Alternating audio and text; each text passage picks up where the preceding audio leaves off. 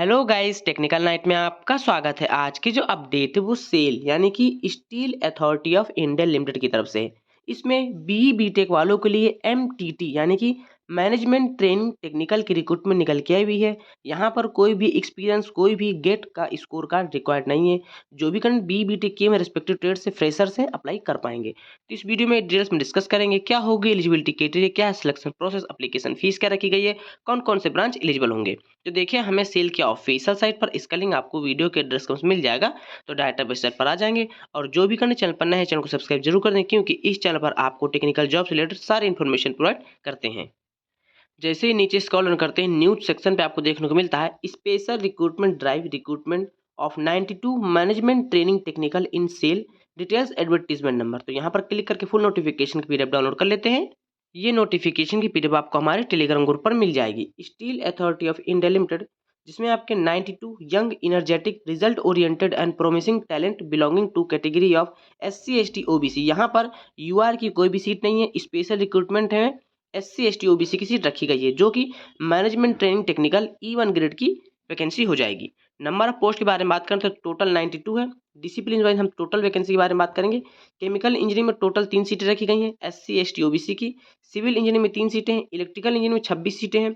Instrumentation engineering में 7 सीटें हैं। मैकेनिकल इंजीनियरिंग में 34 सीटें हैं। मेटलर्जी इंजीनियरिंग में 5 सीटें और माइनिंग इंजीनियरिंग में 14 सीटें हैं। टोटल वैकेंसी 92 देखने को मिल जाएगी। जिस भी कैटेगरी से आप बिलोंग करते हैं उसी कैटेगरी वाइज देख लीजिएगा।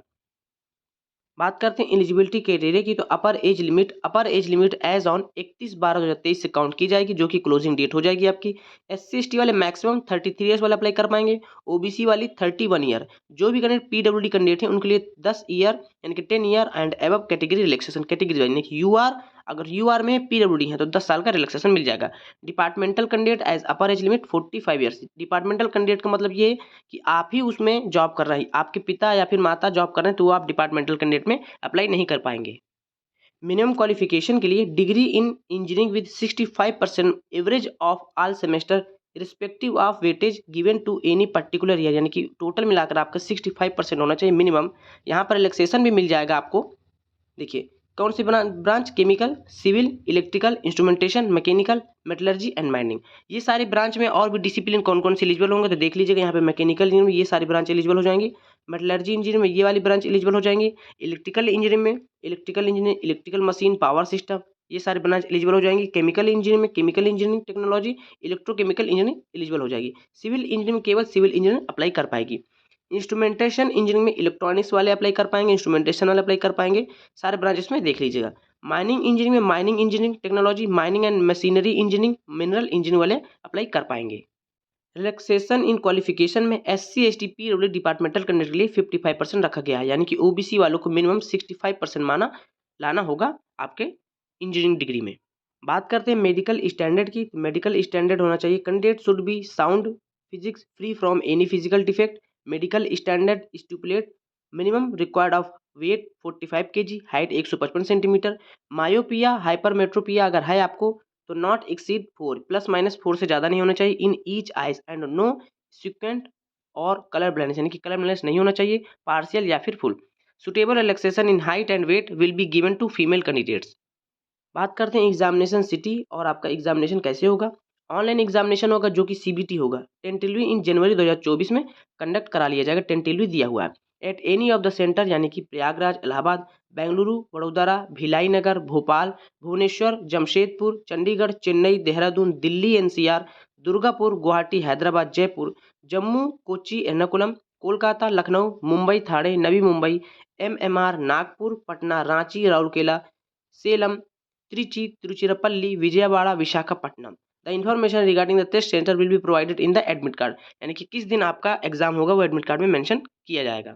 सिलेक्शन प्रोसेस के बारे में बात करें तो 200 मार्क्स के होंगे क्वेश्चन, 2 पार्ट में होंगे। फर्स्ट पार्ट कंप्रेहेंस डोमेन लैंग्वेज के होंगे, जो कि 40 मिनट का होगा, 100 मार्क्स का। Second part comparison of aptitude test, जो कि ड्यूरेशन 80 मिनट होगा और 100 मार्क्स के होंगे। 4 सेगमेंट होंगे, जो कि quantity aptitude, English language, reasoning and general awareness of 25 marks each, यानी कि सभी के 25 क्वेश्चन होंगे यहाँ पे, चारों सेक्शन के, रीजनिंग के, जनरल अवेयरनेस के, इंग्लिश के, क्वांटिटी एप्टीट्यूड के। तो टोटल 200 मार्क्स हो जाएंगे। उसके बाद आपका to be eligible for GD and interview, a candidate will have to qualify in each of the part, यानी सभी पार्ट में आपको क्वालिफाई करना होगा। डोमेन लैंग्वेज टेस्ट में, एप्टीट्यूड टेस्ट में कितना परसेंट, मिनिमम स्कोरिंग 45% लाना होगा। उसके बाद आपका जीडी और इंटरव्यू होगा। From among those who qualify in the online examination candidate will be short listed for GD and interview in the ratio of 1:3, यानी कि अगर एक सीट है तो कैटेगरी यहाँ पर 3 कैंडिडेट को बुलाया जाएगा इंटरव्यू और जीडी के लिए। यहाँ पर इंटरव्यू जीडी उसके भी परसेंटेज मार्क्स दिए हैं। देखिए जो सीबीटी का है उसका 75% मार्क्स स्कोर होगा, उसका जो आपका जीडी है 10% स्कोरिंग होगा, इंटरव्यू के 15%, टोटल 100% इस प्रकार काउंट होगा। यानी कि 75% वेटेज है आपका सीबीटी का, 10% वेटेज जीडी का, इंटरव्यू का 15% वेटेज है। जो आपकी final merit list would be prepare separately for each category on the basis of combined total marks obtain by the candidate in the selection process, जैसे कि online examination, GD and interview तीनों मिलाकर उसके बाद आपकी प्रिपेयर किया जाएगा order of merit list.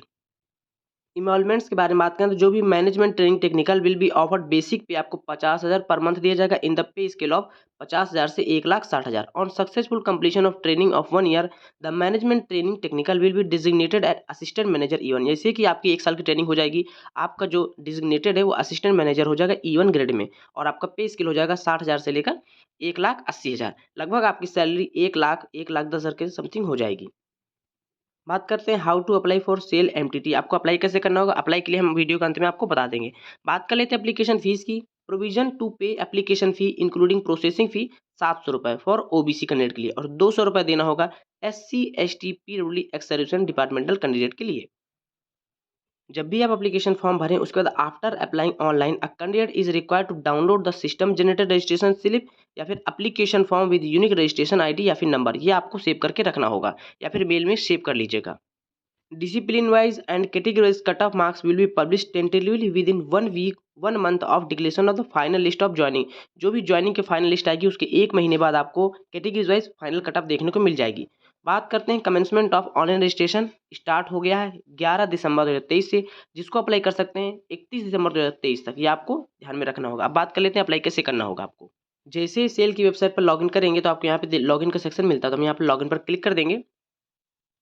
जैसे आप लॉगिन सेक्शन पर क्लिक करेंगे आपको देखने को मिलेगा application window to apply for 92 post of MTT under special recruitment drive is live now.